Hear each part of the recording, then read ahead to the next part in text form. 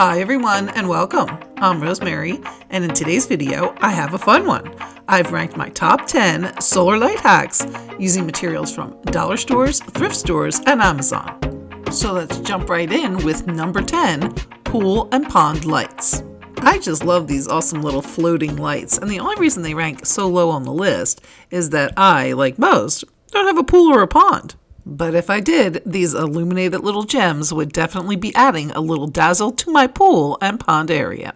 To make the first one, I took 3 of the cylinder-style lights from Dollar Tree, removed the base, and glued them to the center of a plastic serving plate. I got this one at Family Dollar, along with a large serving bowl, which is the same one they sell at Dollar Tree. I flipped the bowl upside down and then glued it to the tray. And it's also a good idea to seal it with some silicone because the idea here is to use it as a floating light in a pool. Oh my goodness, I love this. I don't have a pool, but my neighbors graciously let me film in their hot tub. But if I did have one, this would definitely be in it. It's too cool. Another floating pool light option would be to use a frisbee from the toy section with these solar step lights. Glue 3 to the bottom, then top with an acrylic garden bowl from the floral section, gluing and sealing as before. Oh my goodness, how much fun. I think I like these ones even better. And then here's a little version using one of these starfish pool toys and one of the step lights. I'm thinking that you can seal around the light then attach to the starfish. Not sure how waterproof it'll be, but it sure is cute. Coming in at number 9 is Faceted solar light lamps. These lamps with their amazing throw and gorgeous patterns definitely earn a spot on the list, even if they've been done many times, especially using the Faceted Dollar Tree jar like in this last one. But if you can't find that one, it's helpful to know why it works so well and how you can use other dollar or thrift store items or items you may already have to make equally as dazzling faceted light lamps. The secrets to these lamps lies in the faceted surface of the glass or plastic, which is why the solar lights themselves have faceted covers. The faceting not only creates the beautiful designs, but also adds to the throw of the light outwards from the source. In addition, you'll notice that the original solar light also has a reflective bottom, which also amplifies the light by bouncing it back up into the lamp and out through the facets. So now that you know the features to look for, the sky's the limit to making your own faceted lamps. Let's take a look at a few examples. So here's a Dollar Tree sugar pourer. This is an excellent item to use to next level your solar lights. First of all, it has a metal top which we can repurpose to now make a reflective base by gluing it to the bottom. In addition, the body of the container is made of glass, and materials like glass and plastic are excellent refractors of light, meaning that they slow the light down and even bend it outwards. The rib design of the glass, like the facets on the solar light cover, will serve to further throw the light to give it further reach. So in effect, what we've done is replicate it but supersize the original casing. From here, I glued the solar light on top to create a cute little lantern by day, which packs a mighty punch at night. Can you believe that's the same little Dollar Tree solar light? Oh, science! Then, as for the much beloved Dollar Tree faceted glass jar, here's a tip. Don't discard the metallic top. Glue it instead to the bottom of the jar to add some reflection to the base and a little more amplification to your light, as well as some height to your lamp. The addition creates a more finished, polished look. It's absolutely beautiful, but if you can't find, don't pass over other options with faceted surfaces like this vase from the floral section, which also makes a great choice. Use a mirror or another one of those reflective lids from a jar candle for the base, then flip the vase upside down and add a solar light to the top. By day, it creates an elegant silhouette, and by night, it creates stunning angelic wisps and patterns. Now, if all this glass makes you nervous, especially in outdoor spaces, plastic choices also abound and make wonderful solar light upgrades. This Sam's Club-sized Downy Unstoppables container is one of my favorites. Its height and width are the perfect size to maximize the 2 lumens coming from the solar light, and the faceted designs along the sides makes for a stunning throw.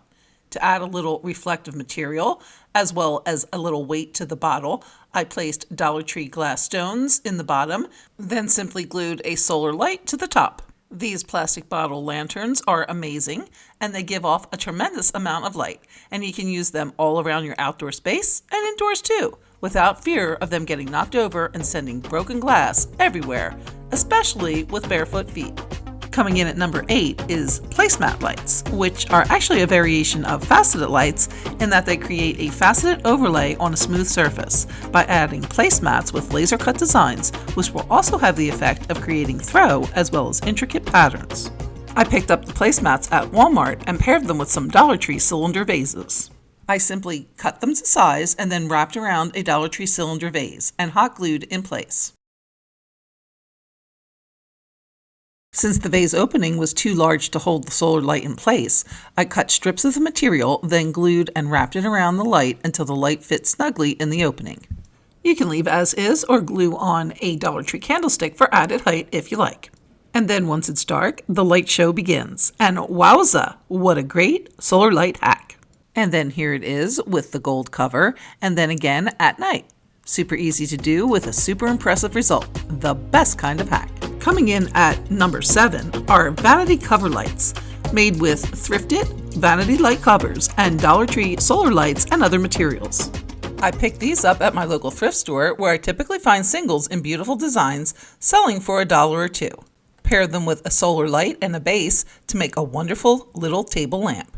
For this first one, I used the reflective lid from a jar candle and glued that to the top of a Dollar Tree candlestick. Next, I glued the light cover to the top of that and added the solar light.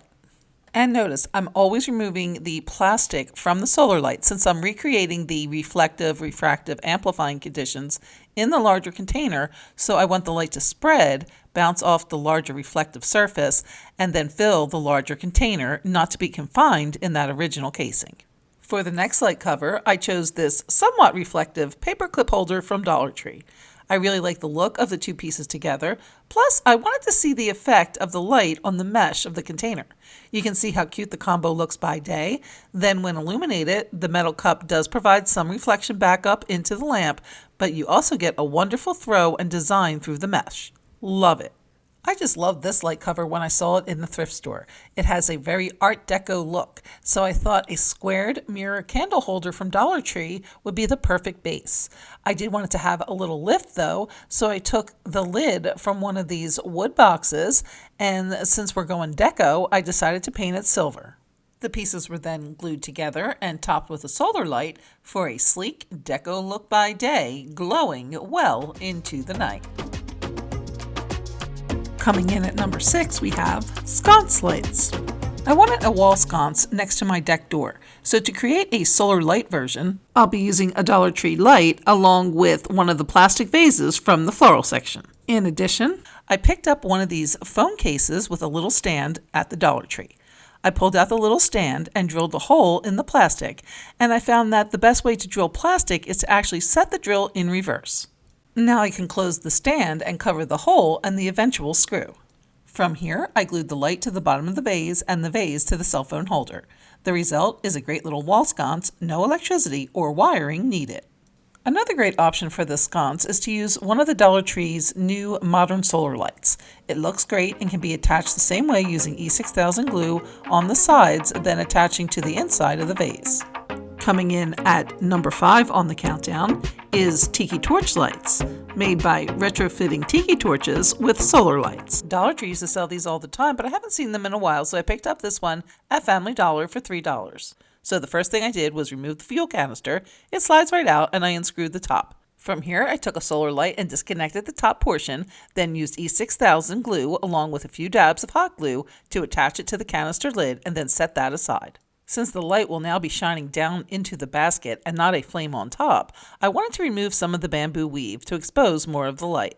On this Family Dollar Tiki torch, each crossband is individually woven, so I removed a few of them and then just spread out the weave so that I would have some open space for the light to shine through. In addition, I took the plastic part of the solar light, added a little E6000 around the base along with a couple dabs of hot glue, and slid that into the bottom of the Tiki torch, holding it in place until the hot glue set. The reason I'm doing this is to utilize the reflective cone inside the plastic, so the light coming from the top bounces back off of this bottom piece, maximizing the light in the torch. To attach the top, I again use both hot glue and E6000. E6000 will be the glue that actually bonds the two pieces together, but even though the hot glue won't be permanent, it will give an immediate hold to keep the two pieces in place so the E6000 has a chance to properly set up. And that's it. You can keep the sticks long and use as a freestanding lamppost or attach to a fence, railing, post, or poolside for stylish and inexpensive lighting. Alternately, you can cut the post down with a saw to create tropical vibe path lights or decorative lights in the garden or in potted plants. And then, of course, one of my most favorite ways to use solar lights is to breathe new life into old or thrifted pieces, which brings us to number 4 on the countdown. For example, I found this oversized lantern at the Restore store for just $10. I got it cleaned up pretty well, but then discovered that the candles did not light up. The solution? Our next solar light hack. So the fact that the candles didn't work is actually an opportunity to upgrade this lantern with these ribbed glass jars from Hobby Lobby. Dollar Tree does sell similar ones, but they were too large. I did get these solar lights at Dollar Tree and removed the tops and then glued those to the top of the jar. From here, I put the jars in the candle and they were the perfect fit. I replaced the lantern top and placed the lantern in front of the plants, where it was the perfect accent by day, and then, along with the fairy lights on the tree, illuminate the space at night. Not only does the lantern give off amazing light, but the ribbed glass creates beautiful designs on the porch floor. I have several more solar light thrift flips coming up in my outdoor space videos, so be sure to subscribe to the channel so you're among the first to see when the videos are published. Now, as much as I love thrift flips, I love dupes even more, which brings us to number 3 on the countdown, a dollar dupe of Pottery Barn's very popular Zafferano Poldina's light, which I recently did in my Pottery Barn Dupes 2024 video. To make the dollar dupe version, I picked up the tall 9-inch black metal candlestick, a solar light, and a glass candle votive holder, all from Dollar Tree. I will also be using some stones for weights and some E6000 glue to attach everything together. I started by applying some E6000 glue to the stones. Then, to enable a quick hold, I applied some hot glue above the E6000, then glued the stones to the underside of the candlestick base. First, I attached a large stone in the center, then smaller stones around the sides. For the lampshade, I used the glass candle holder turned upside down, and I temporarily covered the top with a lid from a jelly jar. For the paint, I chose this metallic bronze, but this project can be done in any color of your choosing, and Pottery Barn does feature this design in a multitude of finishes. Next, I took this outside to give it a couple coats of paint, and then once the paint on the shade was dry, it was time to construct the lamp. I removed the solar light from its base so that it could be glued to the candlestick holder. However, I first wanted to attach the light to the shade, so I applied some E6000 glue to the black part of the top of the solar light, then centered it inside the shade. I let that set up for about a half an hour, then applied some of the E6000 inside the candlestick, and then carefully set the light with the lampshade attached inside, gently making any adjustments needed to center the lamp. I then let the constructed lamp sit exactly where it was for 24 hours for the glue to cure. But it's worth the wait. This little dollar dupe of the original may not be made of fine materials or have the pedigree of the original, but it definitely will give off those Pottery Barn vibes for a fraction of the price. Now, as much as I love that cute little Pottery Barn lamp, I love the Porto Teak Round Solar Lantern Restoration Hardware dupe I did in the 2023 RH Dupes video even more. Now, the dupe is about half the size of the original, which is rather large, measuring about 10.5 by 25 inches tall. But at 5 by 12 inches, the dupe is still pretty sizable, with a price point much closer to $6 instead of $600. For the dollar dupe version, I'll be making a smaller scale lantern with craft wood rounds and 12-inch dowels. But at the end of this project, I'll share a larger scale lantern I made using Dollar Tree long barbecue skewers, which stands 31 inches tall and is actually larger than the Restoration Hardware lantern. To assemble, I'll simply attach the dowels to the wood round using both wood glue and a little hot glue for an immediate hold. However, it is very important that you use mostly wood glue. As you can see, I'm applying wood glue there at the bottom of the dowel, and then I leave a small space at the bottom for hot glue. I'll then attach the dowel to the wood round and hold in place until the hot glue sets. It is also important that the edge of the dowel lines up flush with the bottom of the wood round. To ensure proper spacing between the dowels, you can use a dowel without any glue to hold the space, then apply a glued dowel and again hold in place until the hot glue sets. Once I had all the dowels in place, I allowed the wood glue to set up for a few hours. Then I went back with a utility knife just to clean up any of the excess glue. After that, I set the lantern aside for the glue to set up fully overnight.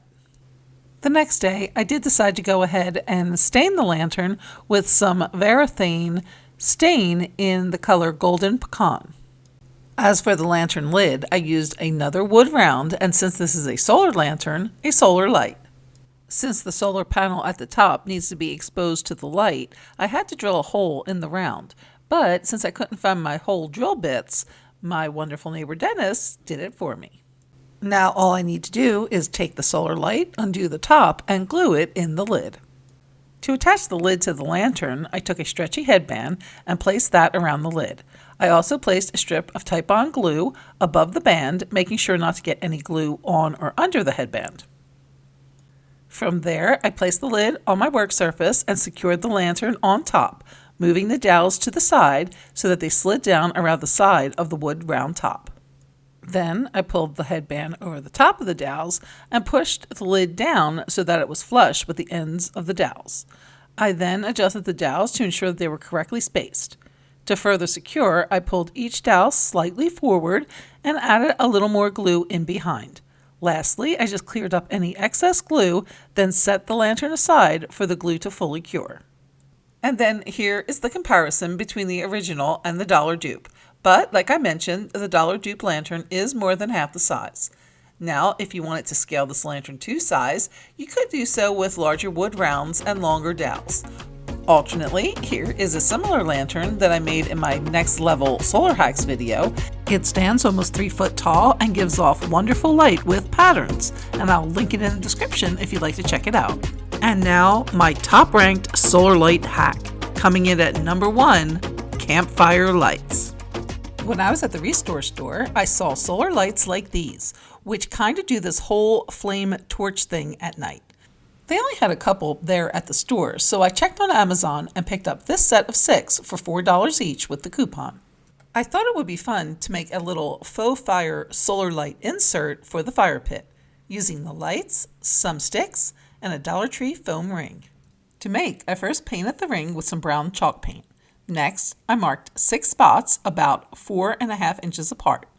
The lights do come with poles and stakes, but I'll only be using the top part of the light. I inserted the bottom of the light into the foam ring where I marked the X to make the hole. I made all 6 holes, then took some caulk. I like this tube from Dollar Tree that I can use without a caulk gun, and I just squeezed a good amount into the hole, then reinserted the lights. Do have a design on the side which enhances the flame effect, so I made sure that that design was on the outside when placing. I also tilted the lights slightly inward to better mimic the fire effect.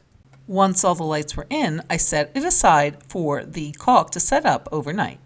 The next morning, I just did a little touch-up painting around where the caulk had gotten onto the foam ring.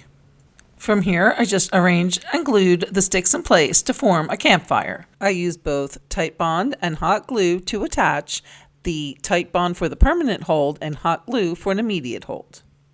And I just kept stacking and gluing the sticks in place until I got the campfire look that I wanted.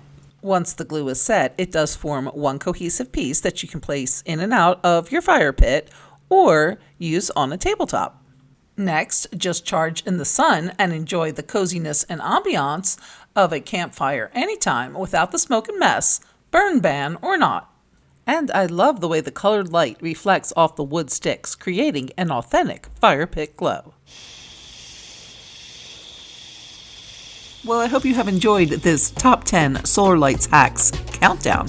And please let me know in the comments if you agree with the rankings, and if not, how you would have ranked the projects. Thanks so much for watching, and we'll see you next time.